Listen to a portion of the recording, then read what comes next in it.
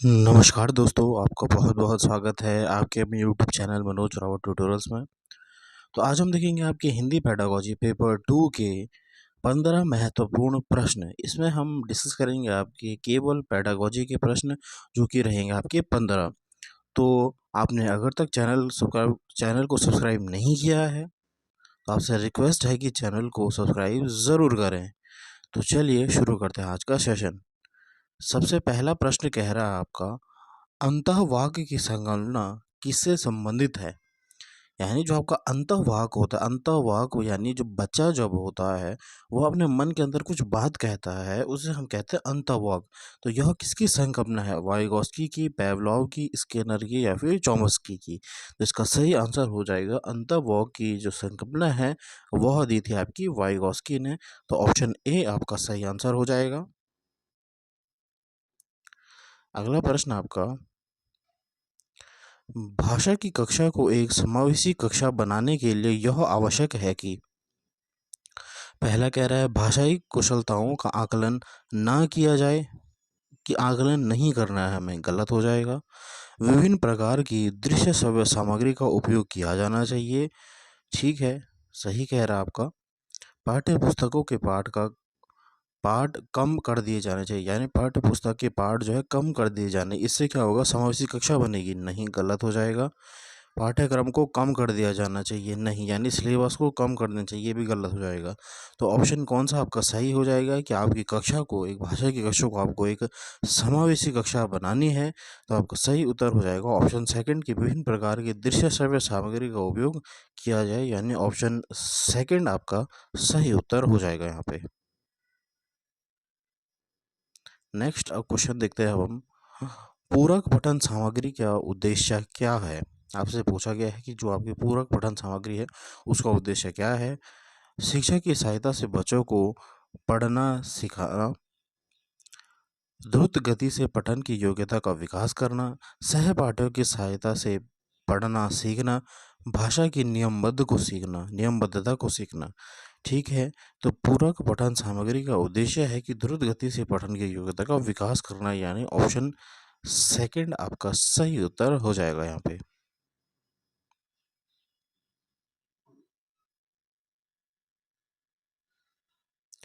अगला प्रश्न आपका लेखन क्षमता का विकास करने के संदर्भ में आपके लिए सबसे अधिक महत्वपूर्ण क्या रहेगा? मानक वर्तनी का प्रयोग, मानक वर्तनी जहाँ पे भी आ जाएगा ये आपका गलत हो जाता है। सुनी पढ़ी और समझी हुई बातों की स्वाभाविक लिखित अभिव्यक्ति, ठीक है, अभिव्यक्ति पर आप ध्यान दे रहे हो, ठीक है। दिए गए बिंदुओं और निर्देशों के आधार पर निबंध लिखना या फिर सुंदर लेखन का अभ्यास, सुंदर लेख जहाँ पे भी आ जाएगा ये आपका गलत हो जाएगा। तो आपका दूसरा और तीसरा में से आपका सही आंसर कौन सा हो जाएगा कि जहाँ पे आप क्या है बच्चे को जो है स्वाभाविक लिखित अभिव्यक्ति दे रहे हो। लेखन क्षमता का विकास तभी होगा जब बच्चे क्या है खुद को अभिव्यक्त करेंगे, यानी जो उनके मन में है उसे वो खुद लिखने के द्वारा अभिव्यक्त करेंगे। तो ऑप्शन सेकंड आपका सही उत्तर हो जाएगा यहाँ पे।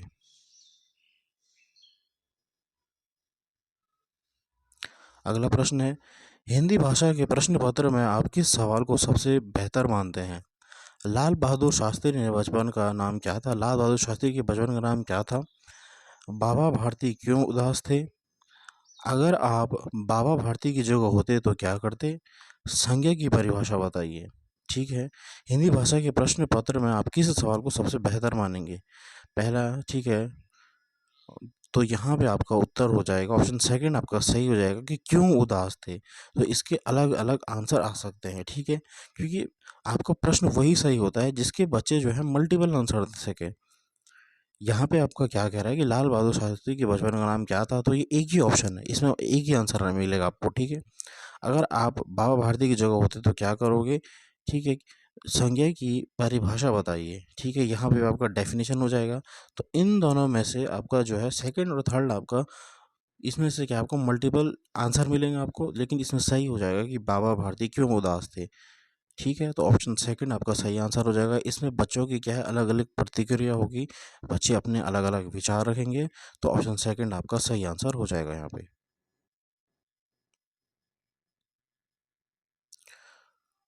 कोई भी भाषा पुस्तक तभी सफल मानी जाएगी जब वह बच्चों को प्राचीन साहित्य की पूरी जानकारी दे, वह बच्चों को व्याकरण के नियमों से परिचित कराए, वह बच्चों को केवल प्रसिद्ध साहित्यों से परिचित कराए, या फिर वह बच्चों में साहित्य की धरोहर और वर्तमान साहित्य के प्रति उत्सुकता बनाए। ठीक है, पहला कह रहा है कि प्राचीन साहित्य होनी चाहिए पुस्तक में, गलत हो जाएगा। व्याकरण के नियम गलत हो जाएगा। केवल जहाँ पे आ जाता है गलत हो जाएगा, तो एक ही ऑप्शन बचता है।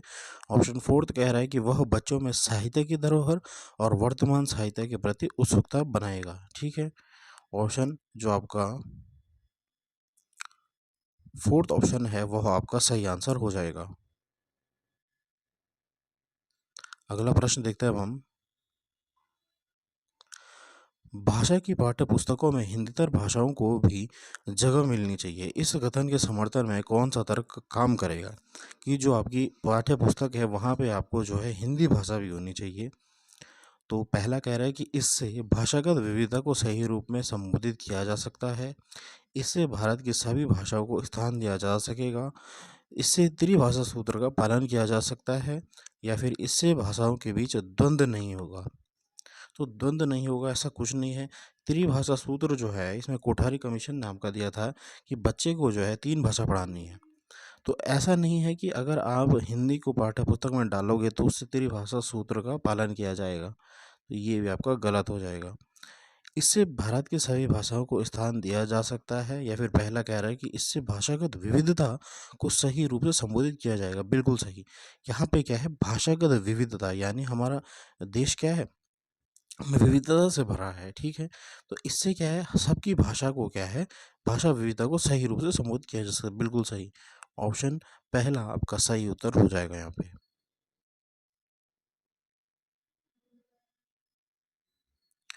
कविता शिक्षण के संदर्भ में आप किस बिंदु को सर्वाधिक महत्व देते हैं?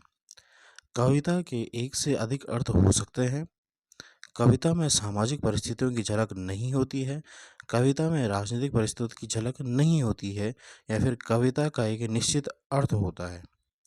तो कविता शिक्षण के संदर्भ में आप किस बिंदु को सर्वाधिक महत्व देते हैं? तो यहाँ पे ऑप्शन हो जाएगा, फर्स्ट आपका सही आंसर लग रहा है कि कविता में एक से अधिक अर्थ हो सकते हैं। ऑप्शन पहला आपका सही आंसर हो जाएगा।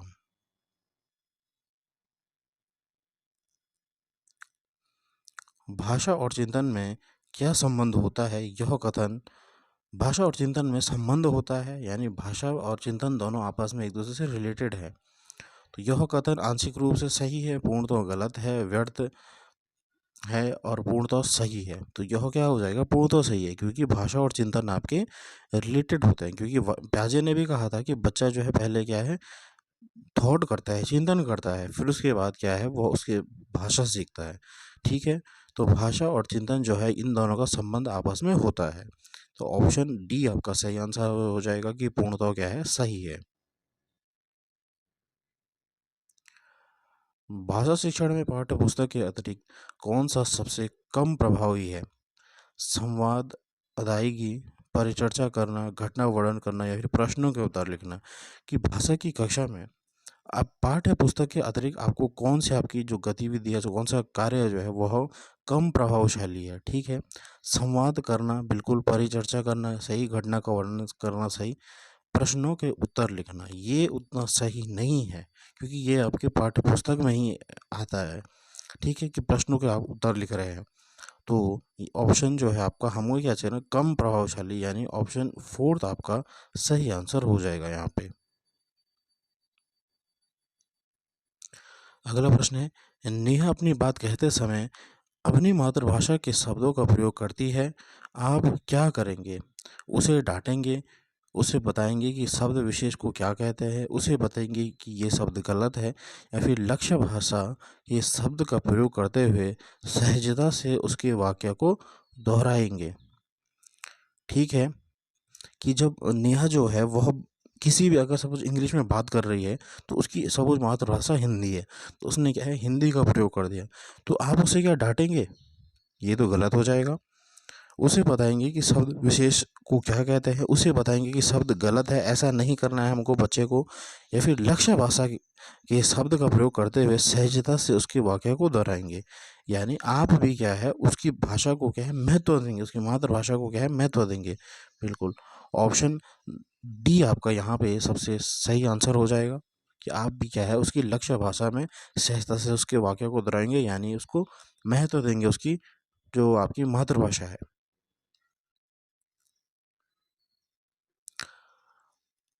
अगला प्रश्न आपका, हर व्यक्ति को मैंने ही सच्चाई दिखाई वाक्य पर चर्चा करने का उद्देश्य है बच्चों को सर्वनाम के प्रयोग का ज्ञान कराना, बच्चों को क्रिया के प्रयोग का ज्ञान करवाना। ठीक है, सर्वनाम का ज्ञान भी करा रहे हैं और क्रिया का ज्ञान भी करा रहे हैं। बच्चों को क्रिया के प्रयोग का ज्ञान करवाना, बच्चों को भाषा की नियमित प्रकृति की पहचान और उसका विश्लेषण करना सिखाना, या फिर बच्चों को संज्ञा के प्रयोग का ज्ञान कराना। तो ये आपका जो है व्याकरण का प्रश्न नहीं है, ये आपका पेडागोजी का प्रश्न है कि हर व्यक्ति को मैंने ही सच्चाई दिखाई। यानी आपका क्या है इसमें क्या है नियमबद्ध प्रकृति दिखा रहा है भाषा की। भाषा क्या है एक नियमबद्ध प्रकृति से चलता है। ठीक है, तो ऑप्शन थर्ड आपका सही आंसर हो जाएगा यहाँ पे।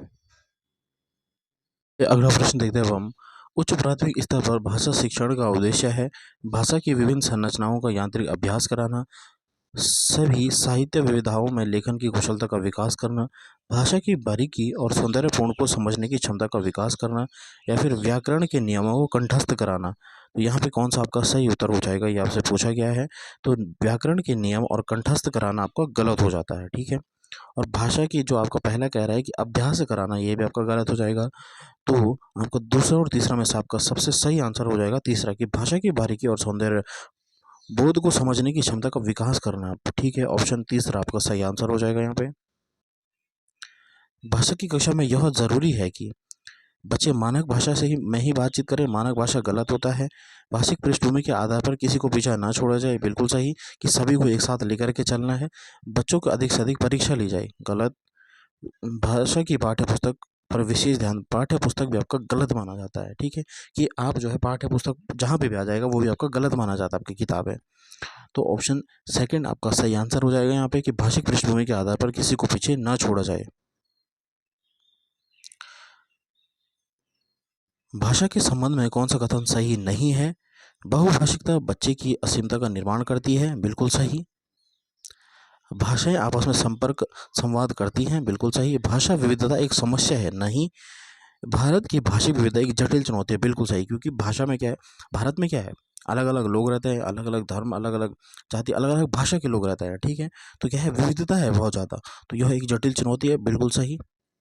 ठीक है, तो यहाँ पे क्या है ऑप्शन पूछा गया था कि सही नहीं है भाषा के संबंध में, तो ये हो जाएगा ऑप्शन थर्ड आपका सही आंसर हो जाएगा कि भाषा विविधता एक समस्या है। ठीक है, ऑप्शन थर्ड आपका सही आंसर हो जाएगा।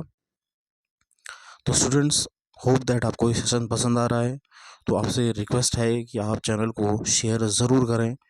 आपके पेपर तक की आपके पेपर 2 के प्रश्न हैं और अब आपकी ये सीरीज़ चलती रहेगी। तो आपसे रिक्वेस्ट है कि इन वीडियो को बनाने में बहुत मेहनत लग रही है, तो आपसे रिक्वेस्ट है कि आप जो है ज़्यादा से ज़्यादा शेयर करें अपने दोस्तों के साथ और सब्सक्राइब ज़रूर करें मेरे यूट्यूब चैनल को। धन्यवाद, जय हिंद।